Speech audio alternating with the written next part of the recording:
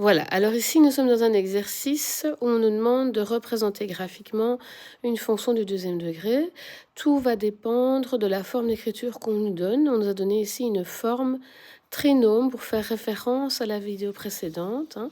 On a ici une forme trinôme.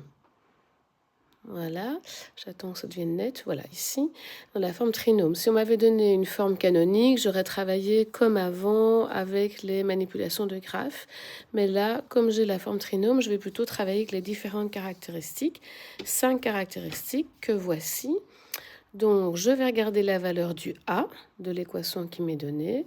Comme c'est 1x carré, je peux dire que A vaut 1, donc il est positif. Et donc, nous allons indiquer que la concavité est tournée vers le haut. Ensuite, je vais regarder la valeur du delta en faisant la formule b carré moins 4ac. Je trouve 36. Je vais calculer le sommet avec les deux formules.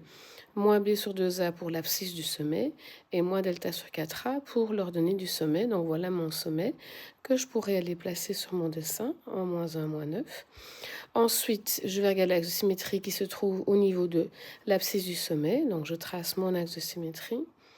Enfin, je vais chercher l'OAO, qui est l'image de 0 qui correspond à la valeur du C, donc moins 8. Donc je me mets à moins 8. Je peux tout de suite tracer le symétrique de l'ordonnée à l'origine ici, grâce à l'axe de symétrie. Et enfin, je peux calculer les zéros, là. Donc je vais chercher à l'aide du delta, qui est positif, x1, x2, avec les fameuses formules, moins b plus ou moins racine delta sur 2a. Je trouve mes deux zéros que je vais aller placer sur l'axe des x, en 2 et moins 4. Si je veux plus de précision, je peux encore chercher par exemple l'image d'un point et puis dessiner son symétrique. Donc j'ai cherché l'image de 1 que j'ai remplacé dans l'équation de la fonction, ici tout en haut. J'ai trouvé moins 5.